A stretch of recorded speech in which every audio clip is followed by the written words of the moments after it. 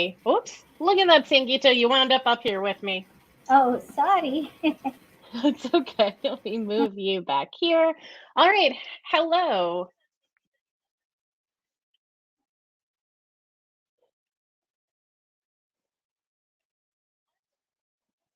I we've got what is going on here?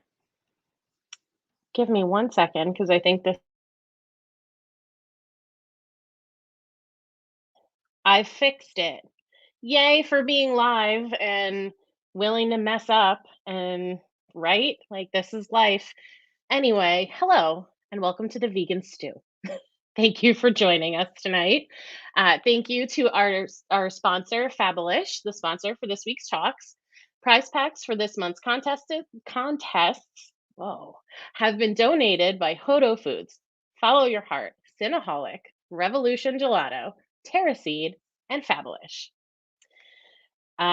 We always welcome our viewers to go ahead and enter that monthly contest through virtualvegfest.com. You click on the contest tab and you enter your information. You can like or subscribe to our social media, and that gets you entered to win one of these amazing packs from one of our amazing sponsors. All right, so sorry about the weirdness at the beginning. Let's bring everybody in. So first we've got Marla from Vegan Street. Hi, Marla. And then Sangeeta, who I had with me at first, and then I relegated her back to the green room. Sangeeta from Tilted Planet, thanks for being here. And of course, Dawn Hilton Williams of Urban Eats. Hey, Dawn, thanks for being here. All right, Marla, I'm going to hand it over to you for the news. Right. Well, two stories. The first is there was a big win on the show called Beat Bobby Flay. I guess he's like a Food Network type of competitive chef guy. And there was a woman on, her name is Tamara Dyson. I believe I pronounced her name correctly. I'm not positive, but she owns Solely Vegan in the Bay Area, and I think there's also a location in Las Vegas. But anyway, she beat Bobby Flay. She's the first vegan to do that on his show. She's African American, and everything I've heard about Solely Vegan is that it's phenomenal. So I guess it was like they cook competing same dishes. So I guess this episode was veggie burgers, and different judges taste them and decide who won, and she won. So and yay. So that is good. Have any of you been to Solely Vegan by any chance? Oh, you have, Dawn. How was it? Yes, it's pretty good. But yeah. I do like the business, and it's really good. It's a great location in Oakland. Food's pretty good. Soul food. It's comfort food. And again, she did a plant burger. I never saw one of those on the menu. I'm sure it was there, but right. She stays packed. I mean, they stay full. Well, I was there pre-COVID, and I've been there several times. But of course, I went the whole Oakland Bay Area restaurant run. Berkeley down the street from where she is. Right. So she's in Oakland. She's definitely in Oakland, and Bobby Flay is the executive producer of most of the shows on there, and he also is a longtime Food Network guy. Right. I used to watch him as a chef. I used to do not vegan, and that was one of my favorite guys, Bobby Flay. So I'm so glad she kicked his butt. Because I know. And on top of that, he always invites the guests to come on, and they get to pick what's being prepared. So Bobby competes on what they get to. So it's always the contender's choice on what to make, and they go through a series of several dishes. Anyway, bottom line is she had to beat 2 other people before she got to go one-on-one with Bobby Flay, and then she gets to pick her favorite dish. So there was a series. That's how that show goes. I used to watch it so religiously. Yeah. Okay. So very good. Congratulations to her. Yay! Excellent for the vegan movement. It had such a good. I didn't get to see the episode though, but certainly, I'm sure she crushed it. Yeah, it sounds like it. I mean, it's funny because I had. Sorry, Marla. Susan here said that she got unanimous votes from all the judges, so like Bobby didn't even have a chance. Go ahead. Yeah, and she's a home chef. Bobby is a culinary school chef, longtime chef, owns several restaurants, and all the judges are actual culinary school chefs. She's Right. a former nursing student who went vegan and then became a chef. I think she was a single mother, Nurse. all these other things. Yeah, right. So that's very great. No. Mhm. I know, Yeah. I know. Black girl magic again, right? Yep, and vegan, black girl vegan. Yes. magic. Wow. Vegan It takes the magic up to several notches. Yes, right. Very good. Yeah, very Right. good. So I want to say too, with so Susan has another comment here that Bobby put his apron on her after the win. I Is do that hope normal? for her sake that it was a brand new apron, not one that he had been wearing the last time he made some kind Right. of animal product. Well, if people eat KFC chicken, they could certainly don't mind that. if they Dawn's eat gonna nuggets, figure out a way to get that in Dawn will not back down. I'm still there. It's like you don't want the stuff on your apron, but you want to eat the dip chicken nugget. Okay, I can't. Okay, but I get it. Anyway, it just shows how much power the plant-based movement and the vegan movement has. What they call it plant-based. We know it is. Right. No animals are harmed in this process. And she went up against. Bobby Flay is a top shelf chef. He is one of the top of the top, and he can cook plant-based things too. I'm very surprised. He just uses a lot of heat, but I'm very glad for her. And it's solely vegan. Never had a problem getting business, so they'll just be more packed than ever. They just always, and they have such a cute. Yeah, if you go to Oakland, you have to go see it. It's got a lot of charm, brick wall, exposed brick, very charming space. It's got a mural. It's very cool looking. Very cool looking as well. That's fabulous. It's so good to see someone getting the credit she deserves, and fabulous. And so they will be definitely on my radar next time I leave my home. Yeah, that's there's that. Right. The next bit of news is kind of sad but not unexpected. Is Thich Nhat Hanh, the Vietnamese Buddhist priest, passed away last week. He was 95. It was a life well lived. He has been an outspoken anti-war activist, proponent of peace, and one of the very, very few spiritual teachers who came to embrace animal rights and veganism in his teachings. So, it is sad to leave him, but he leaves behind so many recordings, so many books, a podcast, so I guess it's just, it is a sadness. He's not in this world anymore, but he still is because his legacy lives on in all of these things. So I was wondering if you guys had any thoughts about either Thich Nhat Hanh's passing or any news items of the last week. Well, Thich Nhat Hanh, I actually got my first book, Zen Mind, Beginner's Mind, when I started doing meditation, and I got that book. It's a very small little book, but that was my first introduction to him. Very good. It made me think about how I wash dishes, being mindful about even washing the dishes and how in which you just focus. So I really enjoyed him, and glad he was he was here and he's done, and he left again behind a legacy. So and I didn't know he was vegan. I would have assumed he was vegan, but right, I know you may be wrong. I just assumed the way he was.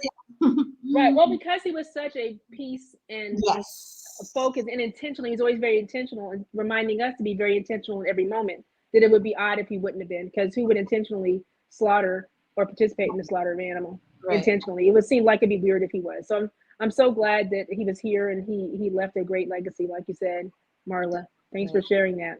Oh, sure. Yeah. I mean, one of the things that he said that sticks with me, because I do meditate, but I like many people, I feel I'm terrible at it. I'm like constantly reminding myself, remember the breath, go back to the, I'm like fighting with this person or that person in my brain. But but one of the things that he was quoted as saying that just it helps me all the time is every conscious breath is a meditation. Anytime, so it doesn't have to be this sitting practice of, and I think that a lot of times, because meditation can be so challenging for so many of us, we think of it as being so outside of what we can accomplish.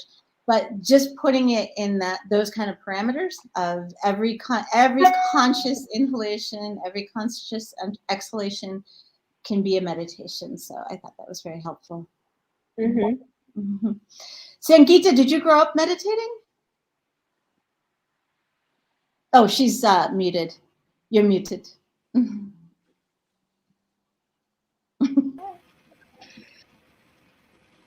You're not muted. We hear you now. I think yes. Hi, Sangeeta. We can hear you now. Oh, okay. Yeah. So I did not meditate on my own. I was kind of forced into it because I was in a religious family, but then I turned out to be an atheist. Okay.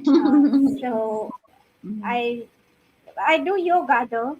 I practice mindfulness and yoga, but not as much as meditation. Right. Yeah, he's really kind of considered the one who brought the concept of mindfulness to the West. You know, of just the concept and the phrasing, the framing of it.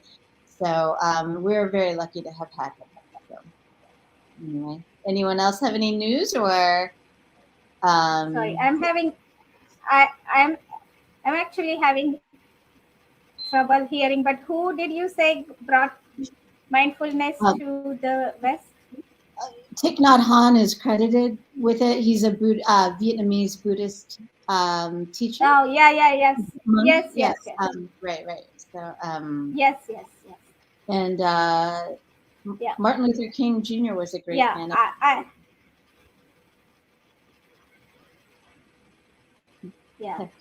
I have considered whether I should explore Buddhism, but then I don't think I would. I don't think I want to follow any religion or any path in particular. So, so you make your own. You decide if you meditate. I mean, I think the first time I told my parents that like I wasn't into like religious stuff, and my parents, like I wasn't raised in a religious household or anything, but I was pretty young, like I want to say like 5 or 6, and I was like, I've got stories. Let's read the stories in my room, in my favorite books. And I was not into it. But as I got older, I started to embrace not religion, but things like meditation, and you can meditate without feeling any kind of religious requirement, right. You know, when you're just focused on your breath, you're focused on a sound, you're focused on the dishes you're washing, like that in and of itself can almost become a religious experience without needing there to be some greater being that is dictating how to go about, you know, that process. So if you feel like, you know, you want to get into the breathing, like don't feel like it has to be a religious thing, because it totally doesn't. And you can do it whatever way you want, and you can be as atheist as you want while you meditate. I agree. Yeah. Sure. Yeah. Which is a good segue into the topic of discussion tonight, I think. Ethics of veganism. I think so too. So I was elected to host tonight's episode because I am the only one who works for herself and someone else. So I do still have a standard 9 to 5 at a corporation. So the question is, when you do have to work for someone else, and maybe some of you have in the past, but when you do have to work for someone else and either the values of the company or the way the company operates, if it's not in alignment with what matters to you, your values, it's not a vegan company and you're vegan and you want to work for a vegan company, you know, how do you kind of navigate that? So that's what we're talking about tonight. So for me, it's difficult because I work for a corporation and they do work for lots of different companies. So while I'm in a tech industry, the technology that they're working on sometimes is part of a company that has values I don't agree with. So even though I'm not actively doing the technical work at the company that has the values I don't agree with, I know that by being part of this larger organization, I am essentially saying that's okay. And I'm taking money that they have made from all these other places for the work that I do every single day. So the goal has always been to work for myself and or work for a vegan company, and that is still the goal. So I'm not there yet. And it's, I try to think about the fact that the money that I make, I get to decide where that goes. So it didn't always come from a place that I have agreement with, but I get to decide where it goes once it gets to me. And so that's kind of where I manage it for now until I can move on and do something else. So just a little side note, if anybody's got a vegan business and they're looking for some help, let me know. Look a girl up. Go ahead, Sangeeta. Yeah, I am in the same boat as you, Kimberly. I work in the financial industry and I work for a corporation. And obviously, I am also in the tech side, but of course, I have no control over where the technology that I help build is used for what. And it's not just vegan, it's also environmental, Is it going, you know, I'm sure my company's clients are all kinds of, not just McDonald's but also oil industry and I have no control over that. And a part of the reason is that initially when I came to this country, I had to depend upon a sponsor, and usually the companies that tend to sponsor are big companies, big corporations, and so that's how I am aware that all my efforts might be used for something that I do not agree with. But at the same time, I don't know if I have a control over that. Dawn? Yeah. So just a thought. So when you own a vegan business or a business that is plant-based, vegan, you work for clients all the time. So we work for clients. I work to get non-vegans to become vegan. That is what I do. So I'm always and I'm working for corporations, and us that have vegan businesses are always in the business of trying to engage and change lives. So whether you work for a corporation or you work as a vegan entrepreneur, you're always engaging and interacting with people that are not vegan.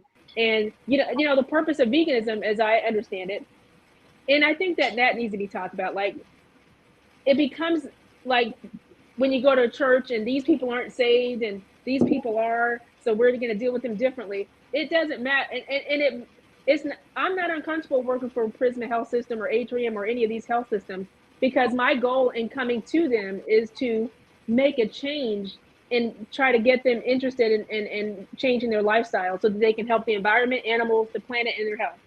So as long as you can impart that in your window of the world, I think that's kind of the ethical line you do.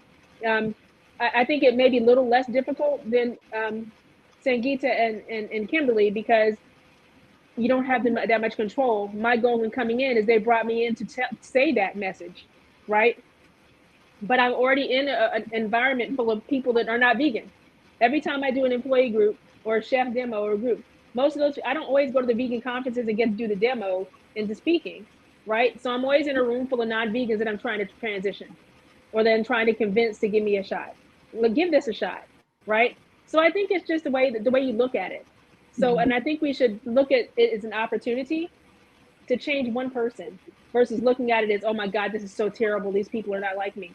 Or I'm not saying that's what you said, Kimberly or Sangeeta, but I'm saying a lot of vegans feel that way. they're like, I hate this place, right? This is terrible. These people don't agree with me. You can change one person. So I think that's an opportunity versus a challenge. I like that. Marla? I was just going to say, capitalism gets all of our hands dirty in some way or another, right? It's just part of reality, unfortunately. But the fact is that we're not really doing any benefit to the planet, to the animals, for each other, if we're living in these very, very tiny little bubbles of purity. I do understand where people are coming from a lot of times with their perspectives on not wanting money from this or that. But I also feel like there are real benefits to immersing ourselves as vegans in non-vegan spaces, because they're not going to necessarily hear that voice. They're not necessarily going to get that perspective, and they're not like before my husband and I started our business, I worked in an animal shelter and humane education, and it eventually wasn't where my heart was, but what I could do as a vegan was bring in, among other things, was always make sure that there were vegan options at our, it was a large animal shelter, at our annual get together or our annual holiday parties. Always bring in vegan treats when I bake them. This is like the 1990s. People were like, what the hell is going on? But also just advocate, like that our executive director wore a fur coat, is that acceptable, for someone running an animal shelter, so just things like that, just like I said, it's very noble to live in your perfect little bubble, but are you necessarily creating change if you're more obsessed with purity than on extending beyond your comfort zone? Yeah, I see what you're saying. I think where my feelings kind of get stuck is that I get to do this and like the Monday show, and I have my podcast and all that, and I do get to share veganism with people who aren't vegan and connect with people, but at work, there isn't really space for that. So when I was still in an office, and I actually did immigration, Sangeeta, so I know exactly what you're talking about. I used to do immigration there, and we were a smaller team, and so we were all like on the same floor, and we would talk to each other. So everyone eventually knew Kimberly's the vegan. And they used to give us free lunch every Friday. And it was always like, Kimberly's not going to eat this. Kimberly's only going to eat that. And so I was able to have conversations. I'm on a new team now, and that happened last year, doing something different. And so we've never met in person. We have calls, but we don't talk about our personal lives. So now it's like, I'm in a spot where I don't have conversations with people in the workplace about veganism. And so I think I'm starting to feel really stifled that way. So I don't get to share my message. I don't get to work in an environment that allows me to make the world a better place. And so I've been feeling, I like what you guys have said, and I'm going to take it and make myself feel better about how I spend my day. So I appreciate that very much. But I think that's where it was kind of swirling once we came up with this topic. I was like, oh, this is how I really have been feeling about it. Because, I guess at least I'm very thankful. And Marla, I did see your utensil. I'm very thankful that I have the opportunity in the evening and on the weekends to talk about this and do these things. So at least there's that. Right. Go ahead, Marla. So a lot of this that you're describing is a kind of a consequence of COVID, right? Of how workspaces got reorganized and that sort of thing. So we're all, I think, especially those who were once working in a office 9 to 5 type lifestyle, trying to figure out a new normal of operations, because I mean, for many of us working from home, it's just such a great advantage, and it's like, I'm sure if you weighed it out, you're probably pretty grateful to, Oh yeah. you're like, no. Yeah. But on the other hand, like, maybe I'm not, giving advice. I'm just trying to think, like, I understand your conundrum, but I'm also thinking, like, what are creative little solutions to feeling like, oh, I got my little vegan thing in there. You know what I mean? So that's kind of how I'm thinking, is just like, how can you insert it in this new normal, Yeah. Dawn? So one suggestion that might prove helpful is virtual cooking. So I do part of my business. There are two things. One is a suggestion that might be helpful is offer virtual fun virtual cooking Fridays. You do a virtual cooking demo, and it's vegan. It just happens to be vegan. And if they want to do rotate every month to do somebody else once monthly, that's a possibility, and that'll make you feel engaged in the area. But the other thing is, people have the impression that people that work as vegan entrepreneurs, that we talk about vegan all day long. I was like, vegan, vegan, vegan. No, most what we're doing is trying to, marketing, business, coaching. Some of it's talking about vegan, but most of us talking about business and how to, you know, continue to grow your brand, right? So there's not that much, we're not as much talking about vegan. Don't be so envious. We're not talking about vegan and having I'm not calling Marla and we're talking all day about, oh my God, did you see what happened? No, we don't get to do that all day. We're working. It's not as much fun as you think. The grass isn't so much greener. Okay. Don't tell me that.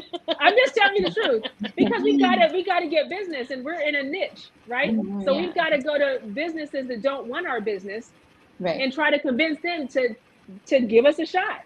That's 80% of my time. I'm trying to convince corporates. Now, when I go to communities and I go to community churches in my community, in the communities of color and Black and brown communities, I'm trying to convince meat eaters, heavy meat eaters that look like me, to give me a shot, and I almost had to say, can I just give you some food? And this is now, I had to find a grant, which is now I'm not doing vegan talk.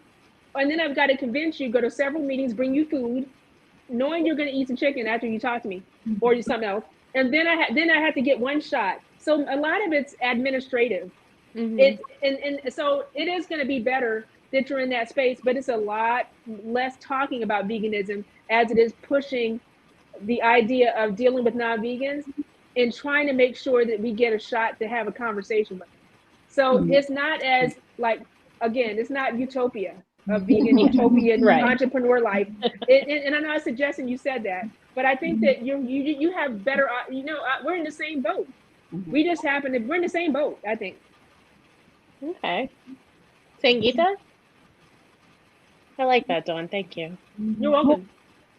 Yeah, so I agree with, Dawn has a good suggestion, but also, Kimberly, I also work from home, and most of my team members are outside, like all over the world. So, like you, I also don't get to talk about veganism, but sometimes we would have like team meetings of those of us who are in North Carolina, and there have been activities like team building activities, and then I was able to say, okay, I am a vegan, what is going to be there for me to eat? That I was able to start that conversation, and then people made sure that there were like at least Beyond Meat or something like that, Impossible Burger, and then they asked me like how it was. I thought that it, even though I didn't really care for it, I really praised it. I said it was so fantastic. um, and then another coworker of mine, she came to me and she said like, oh my God, my husband would really like to meet you because he follows Rich Roll. And when I told her like I have met Rich Roll, she was so fascinated by that. So there are these opportunities, and what I am going to do once this Omicron wave is gone is I am going to ask like those of us who are in the area to like meet once a month or so. And when I used to do that pre-COVID, there was one person in my office. She actually took a vegan cooking class by my husband. When I told her that my husband teaches vegan cooking, she got interested and she took a his cooking class. So these things happen. We just have to find ways to like put ourselves out there, like Marla said. I do think that even simple things like, usually I'm drinking out of a reusable mug, but like putting a pro-vegan sticker on that, as much as you're allowed, you can have, like your signature on your email to have some sort of, I don't know, corporate policies vary, but you know what I mean? Right. Yeah. Like a poster behind, whatever it is, just little breadcrumbs. That's good. Yeah. Yeah, I'm definitely going to find a sticker to put on the water bottle. That does show up on most calls. Yeah. Oh, what's going on with my mug? Right. Like, oh, what does that say? have it backwards at first, make it not so obvious, right? And then the one time I just like pull it and they're like, oh, what does that say? I think this is something we've talked about before. Is just that once it's kind of out there that you're vegan, whether people pick up on it or whether they heard about it or whatever, there tends to be just so much curiosity about it, and at least in my experience, a lot of people genuinely have questions. It's like, my doctor told me I should be eating closer to plant-based, that kind of thing. So I think there's only advantages to coming out, in a friendly way as a vegan. So, I think that we should give each other always the benefit of the doubt to know that we're doing the best we can in our circumstances. It's not always perfect, but, Go ahead, Dawn. I agree with that. That we're all doing the best that we can in our circumstance. But well, two things. One, when you have those, what Marla said about, outing and saying I'm vegan, and everybody knowing it, and then not feeling like feel it as a badge of honor. But we have to be, like I always say, vegetate. A lot of times when we're the ones in the office or in the workplace, or even I'm at a restaurant, people ask, I not only that course that I took, I have like 40 books. I'm constantly, but I do this, I'm a vegucator, right? Right. I think that we should all, if you're vegan and the people are going to ask, and it's always going to be a health question, they're not really going to ask much about animal welfare or the planet. They're really going to ask about, because everybody knows somebody, 1.3 every hour, 1.3 people a minute, 1.3 persons a minute die of a heart attack in America, 1.3 persons a minute. So with that in mind, people are going to ask you about the health part. So I don't think vegans, now the ethics of veganism, I don't know if vegans are very good at knowing about the health aspects of veganism. I don't think they own it very much, because veganism, I feel like in this ethical realm, and that's what I want to ask. When this topic came up, ethics of veganism, I thought about social justice. I thought about, is it environmental, animal, planet? Remember, we talked about things differently. I want to know why it's always about and I understand it was founded on the animal, no harm, bring no harm to animals. I know, but we're not Blockbuster Video here. Are we Blockbuster Video? Are we going to not move with the times? Things have evolved in the vegan movement. So why are we not looking at the humane treatment of humans? Because humans can talk and animals can't. They're humane people. We need to come up with this whole idea of something outside it. Don't we care about the climate change? And if we do, we have to talk about all those various topics? And I think vegans, and then the health part, we know more people that are sick. So why we have to be better at educating ourselves, so that we can be that voice of, no, there's nothing wrong with tofu. It goes to the B receptor, not the A receptor hormone. So it is protective against cancer and it's a phytoestrogen, which is different, a plant estrogen than dairy. We don't, but a lot of vegans don't know that. Right. So I think that from an ethical perspective, we need to be responsible as health educators to some small degree. Right. not just animal rights. Mhm. And we need to not be Blockbuster. We need to come on up with the times. Yeah. For me, there's been a lot of, because, my focus was, and the reason for doing it was ethical, and it was always about the animals. And I would always say, like, because I'm a fat vegan. We've had that talk. I'm a fat vegan. And my approach for so long had always been like, doesn't matter. I'm here for the animals. Any health benefits I get from being vegan are amazing, but that's not why I'm doing it. And, then you start to get older and you start to think about, well, I want to be healthy and I want to be able to continue to advocate for the animals well into my 80s and 90s if I can. And then so, the perspective starts to shift a little bit. But you're right, Dawn, for so long, I've been reading all of the nutrition books, just like I've been reading all of the animal rights books, but not really talking about it, because I would always say that's not my focus. The focus is the animals. And but now, it is a lot more people are saying, like, oh, well, my dad had a heart attack, my mom's got cancer, like, how can this help us? Right. And it is, when you can answer that question and answer the stuff about the animal rights, like, then you're really, it's like a power punch. And I think it's a much better approach for sure. Go ahead, Marla. I was just going to say, I totally agree with you, Dawn, in the sense that, a lot of people who are interested in veganism come at it from different points of view and different perspectives and different motivating factors. So it only behooves us and benefits us to be aware of all of the different benefits, and also all of the different harms of animal agriculture, how it hurts primarily poor communities that are primarily communities of color.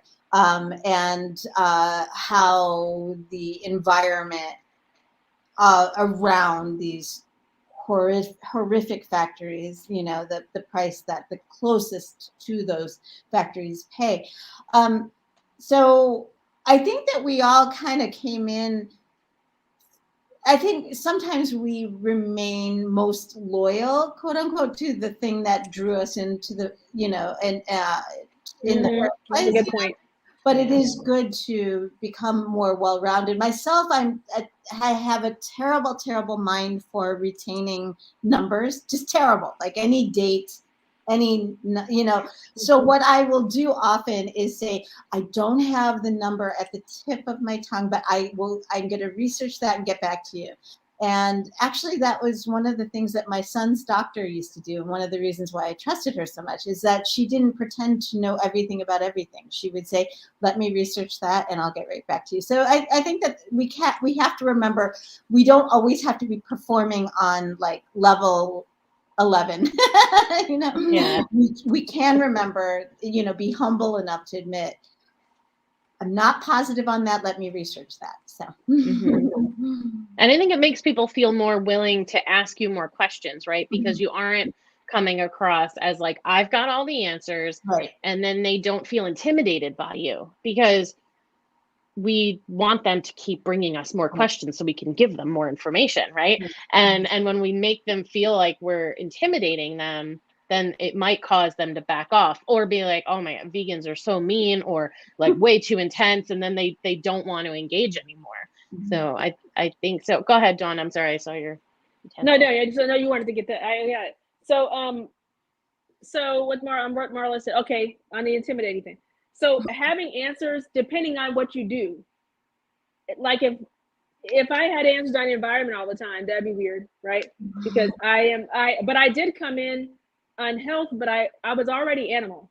So I immediately stopped wearing leather, right? I didn't just do, but some vegans who say they're vegan even now wear leather. So they're really plant-based. They're not, but I don't tell them that, right? So sometimes having the information, because I'm just stop eating it. You've saved hundreds of gallons of water. You save 30 square feet of a tree, and 30 square feet a day on deforestation. So I don't tell them all that I know, but I think if they feel like you're a resource, they can either point them in the right direction or you have it. So what I have a cheat sheet in my phone. It is I have all the main questions I get are heart disease, environment. I can't do anything. I'm just one person, so I have the PETA link I don't always love PETA, but I have the PETA link that talks about how much a day you save as 30 days as a vegan, how many trees you save environmentally. I have that in my, and I can send it to somebody because it's in my notes. I can just send that article. I also have a Dr. Esselstyn heart disease video and a Dr. Kim Williams heart disease video, short. And then when it comes to tofu, I have the Dr. Greger, nutritionfacts.org. And then I have something from Neil Barnard on diabetes. So I have those in my notes. And I have That's a really good idea. I just click and send I them. love that. Because then they really don't believe me anyway, because I'm like, who is she? She's not a doctor. So she just talks a lot. She thinks she knows everything. Okay, let me send you to Dr. Greger. Let me send you to Dr. Mills. Let me send you to Dr. Williams. They respect the medical profession. So let me send, or even Brenda Davis, nutrition, dietitian. I send them to people that are they have a website that actually has a video and it's short. I don't give them the 60-minute thing with Dr. Clapper, which I will watch. I send them the 3-minute that makes them want more. So nutritionfacts.org, and if I don't have a video for what they ask me about, like if it's Alzheimer's, I'll just send it to nutritionfacts.org or pcrm.org, and then I'll say, go put it in the search queue, and it's in my phone, which makes it easy for me not to have to search it because they're impatient anyway. So I just go to the notes and then I hit the upper button and I send it. That's awesome. What a great idea. I love that. I'm going to do that for sure. Yeah, it's a little cheat sheet, and like you said, it makes it like, okay, here, I might know a lot, but guess who knows more than me? These folks. Check with them, and you'll believe them because they're the letters behind their name far supersede my BA. So you believe them because you think doctors know in medical school, which they don't. But let me just give you this. That's a whole other show. Yes, it is. Doctors and their 4 hours of nutrition training, if that, right? Well, it's 20 over 4 years. See, I'm good with numbers. Okay. Because I do this all the time. It's 20 hours and it's 27% of medical schools, 20 hours over 4 years, and it's on the Krebs cycle, which has nothing to do with nutrition. It's how the food biochemically breaks down. The reason I know that is because it's in my lectures. Right. But again, you don't need to know that. You just need to say, okay, you need to have that in your notes, and I find out where I got it from, and then we use each other as resources. Right. Yeah. Right. And we need to do a better job at doing that. For sure. Yes. I love that. Great suggestion. Thank you. So we did go a little bit off topic, but it's been great. And I think everything that we've talked about has been super helpful for everyone. Sangeeta, did you have something to say? Yeah, I just remembered something that back when I used to go to work, I actually have people at work that became vegan because of me. So we do have that impact, and not going to work is a little bit of a disadvantage now that I'm thinking about it. That's awesome. Yeah, that's so exciting. It feels so good when someone even says that, they even started considering changing things, right? Or a woman a few months ago was like, I won't buy anything that's been tested on animals now, after talking to me like a handful of times. And it really feels so wonderful. So you're right, you can make that impact at work. Yeah. And I really appreciate all of the kind of the shift in perspective that you guys have presented, because I know for me and maybe, many vegans who are working in a place that feels like everything they do is against what you believe in, but to really shift that perspective and view it as we all are engaging with people who are doing things or involved in things that we don't support, but how can we still keep showing up as who we are and sharing our message, and hopefully like somebody is paying attention, right? So we just find a way to share that, and that is very inspiring. Go ahead, Dawn. So that's so true. I mean, we're all doing it, all four of us, everybody that we know. And if we're working, like Marla said, in silos, then we're not doing it. We're not doing justice for the animals, the planet, or health, or communities. We're not, because if we should work in silos for planning and execution of plans and groups like this. We should be, again, any other way that we're doing it, we're not helping the animals beyond our one, which is helpful for one person, Right. but you want to. So we're doing. I think it's, again, it's opportunities galore, and all we do, Marla and I, is try to get non-vegans. I know that I can know this. I don't even have to ask Marla this. All we do is try to get into organizations that don't want us there to talk about things they're going to touch on. And I have to use plant-based. Honestly, I have to use the word plant-based. Yeah, I mean, I think that's a lot of what we're talking about, is the need to be kind of flexible with our messaging and how we get our foot in the door, you know, because Dawn and I, you know, we do kind of different things in that. We are a communications company, so we take on clients and do logos and packaging and social media, that sort of thing. But at the same time, you know, like a recent client that my husband just took on is they're making a plant-based, non-toxic version of what's the stuff you spray on to get it to not stick? Or I'm obviously non-stick. To not stick, to unstick something. You spray it on there, and it's terrible. I don't know, but anyway, go ahead. The point is, it's like the opposite of duct tape. Like if you've only got, I can't. I hope my husband's watching. He can comment. I don't know. But anyway, the WD-40. Sorry. Oh, okay. But they're making a non-toxic version of that, you know, that is all plant-derived, soy-based, every bit as effective as that other stuff. And, you know, there's a lot smaller demand for it, but there is a growing demand for it. There are people who are really sensitive to chemicals. There are people who just don't want to put more of that crap into the environment. So I think my point with that, though, is that like it's not necessarily a company owned by vegans. There are people who, you know, saw a need and, you know, want to create good in the world. But, you know, I don't know what he's, you know, buying at the grocery store, and it's kind of not my business, you know. But anyway, I don't even know where I was going with that, other just to say that none of us are perfect. If it is all about the ego and it's all about purity, then you're probably living on a trust fund and you don't have to worry about things.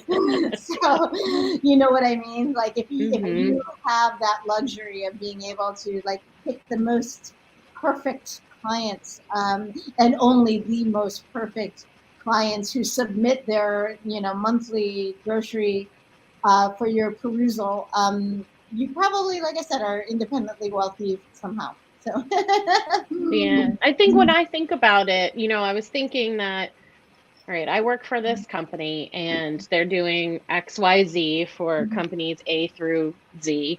And some of those companies are creating products using the technology from the company I work for to do things that are maybe destroying the environment or are harming people who live in areas where they can't defend themselves from whatever that company is doing.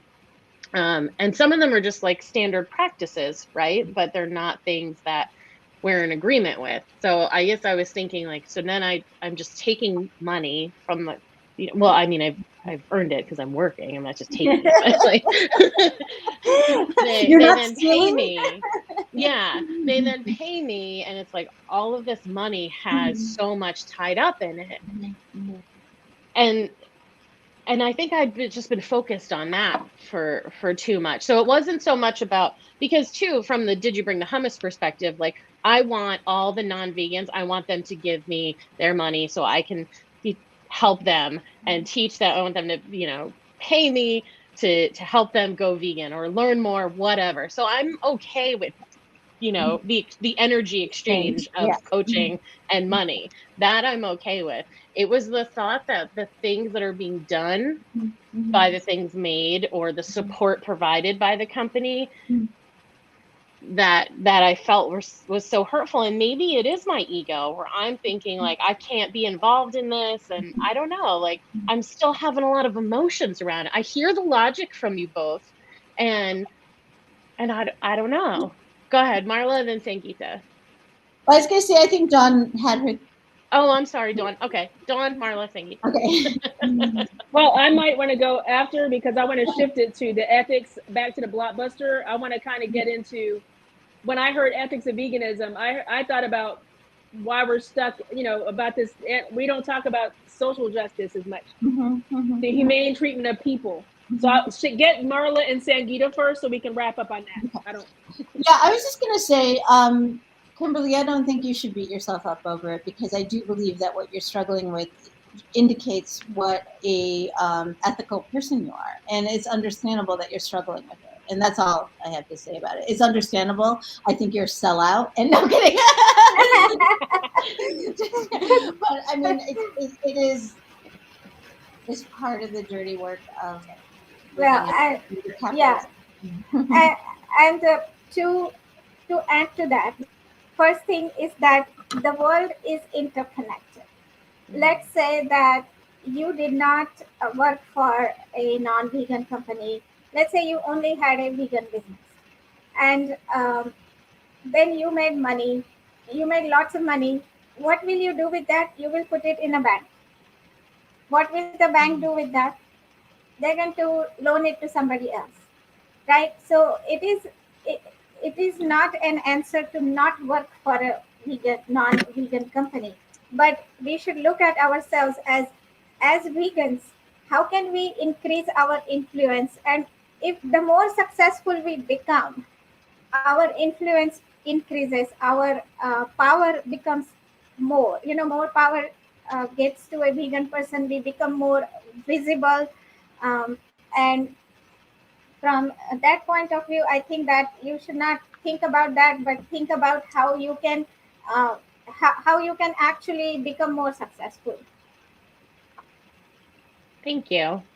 Yeah, and here too, Susan, about shifting energy from your work to use it for your own ethical purposes.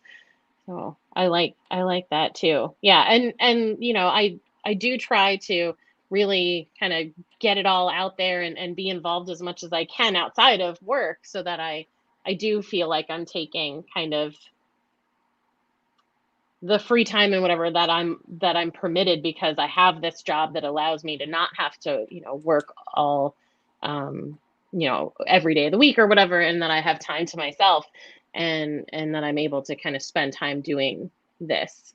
But Sangeeta, the idea that everything is so interconnected, and then even just putting money into a bank, like we know what the banks have been up to in the last 10 plus years. I mean, always, but especially the last 10 plus years. And when you think about, I put the money here and it is going elsewhere, and what are they doing with that? And so thank you. That's a really great perspective. So Dawn, we'll go over to you. We only have 7 minutes, so I think that it's not the going to take topic that that long. you're talking about, we need to do like a whole other show about. So if it's not already on our list, we should make it. But go ahead. Yeah. So I was going to just piggyback on what Sangeeta and Marla said, just because it's kind of not tied up, because but this may be what it's supposed to be about today. You don't work at a CAFO, do you? You don't work at a poultry farm. You don't work at a leather goods. You don't work in a farm where they're abusing animals. You work. Everybody that we know that has been vegan, has become vegan, has worked at a company, just like Sangeeta was saying. It shouldn't matter. It doesn't matter where they work, unless they're actually abused, like they're the person hitting them over there. You're not doing that. You work in a business that has other goals. Unless it's your business, it's not your business. If that makes sense. Yeah. Unless it's your business, unless it's ethically, like, directly harming animals, right? And what Susan said was right. What we're all saying, you should not. What you're doing isn't directly harming animals. You're not working in a company that brings that direct harm or indirect harm that you're aware of, because you can't be aware of everything. You'll get nothing done. Your head would go like, I like to do this, you guys. Your head would explode. There's no way you can control all that, just like Sangeeta said. So what you can get to control the 6 feet, the space right here, and you have so much to offer and so much to give. Just again, feel this is an opportunity. Everybody that's ever become vegan has been non-vegan, and if it wasn't for a vegan reaching out to them through a documentary or one-on-one conversation that they didn't expect, it wouldn't happen. So you're in a place to be a change maker, and you've done it probably more times than you can imagine. But you can't do that working at Urban Eats. Directed up. I mean, as if Urban Eats only worked with vegans. Like I have an all vegan people, or a company that has all vegan people working there. You're at Urban Eats, you could, but I had to deal with non-vegans all day. I'm telling you this. I had to convince people every day why they should do what they should be doing without me having to tell them 100 times. And it's okay. And I had to go in communities that don't want me there, right? But that I love because my heart is in the communities, right? So what you do is the same thing. It is I'm telling you, it's no different. It's just a matter of perspective. Put that energy in a higher space. Put that energy in. This is an opportunity. I'm gonna figure out something to do today with my sticker, like Marla said, on my cup. Yeah. We can do another show on the ethics of veganism. I just think veganism, from an ethical perspective, needs to be more inclusive as it relates to the idea. Vegans get mad at you, some of them, because I'm a whole food plant-based vegan, right? But I'm also an environmental vegan. I'm an ethical vegan, and I'm all of those things, right? So when I say something about health, people say, well, you're missing the point. No, I'm not missing the point. Vegan's missing the point. Vegan has evolved, and we got to let give the whole food plant-based people a hug, so they'll come along with us, and they can be teachers to the ones who are ethical, right? And then we need the environmentalists to come in, because we need to flip them. But that's another show, like you said. I think when I think ethics of veganism, I think veganism is stuck in the 70s with the idea of, and it's okay, I'm a child of the 60s, but veganism is stuck in the 70s with and because it's bigger than that. Then the movement has more people than that. So you're only speaking to the ethical ones. We need to talk to everyone. Right. Stop that. We've got to open up, or else we're going to become Blockbuster, man. Right, and by Blockbuster you mean become obsolete, Yeah, well, veganism will go on, but it's going to change name. Right. There have been times when I've said, I wish there was another group. You've heard me say it on here, because just like that, sometimes I wish there was another party, a third party, right, a political party. But right now it is what it is. But there was another group that was much more inclusive. I want one that talks about the environment as much as they talk about the ethics of the animal, because it's all connected, as Sangeeta said. It's all connected: the environment, the community, the social justice, the human justice, the humane treatment of people, animals, and the planet. Why can't we be that organization? Why are we only still talking? We need to make sure all that's in there. That's a show. You're right. Yeah. Well, Dawn, I do want to say that if you think veganism today is in the 70s, you should have seen it. It was real. Lord, I don't know. I was, what I don't know. That's why you laugh. I don't know what it was like. Okay. Yeah. And Susan said she came in on environment. Yeah. Yeah, so that's cool. Me too. I'm big into that. I just don't know a lot of environmental vegans who are actually. I know a lot of environmentalists, but I don't know a lot of environmental vegans. Right. I think a lot of times people in the environmental movement or environmental sciences think that it's like bunny hugging or tree hugging. They think it's too sentimental, rather than, even though the science is there, as we know. But I do think, like, as we all know, this is such a vital issue that we need to be constantly, pushing forward. We don't have the luxury of being so choosy and kicking people out because we don't approve of where they came in from. You know what I mean? So we need to not just have it be empty words. We really need to be, inclusive and expansive. Right. Yeah. Sangeeta was. Well, I was raising my hand because I'm originally an environmental vegan and then understood the ethical arguments Yeah. Again, and the we all health came in. arguments. Yeah, but I can't find them. I wish that's why veganism was more inclusive. It is inclusive, but it doesn't feel that way. Right. Just like in the Black and brown community, you have like Black veganism. There's actually a term for it because it doesn't feel inclusive quite enough. So we need to work on that as a movement. Work on inclusivity. Yeah. I can't wait to do that show. That's going to be good. Yes. We have one on intersectionality, right? We're doing Yes. one on intersectionality. Yeah, that's right. We do have one. That's Yeah. a lot of, Yeah. yeah. Oh, awesome. Thank you, John. I didn't see that comment. So thank you for putting that up there. Yeah. And thanks, Susan, for sharing that. We have to check Yeah, that out. I love Dr. McDougall. Michael. Yeah. Yeah. Michael Clapper talks about. Okay. Excellent. Yeah, good stuff. All right. Well, we're at the top of the hour. Amazing conversation, as always. Thank you for being here this evening. So I will move everyone back and we will sign off.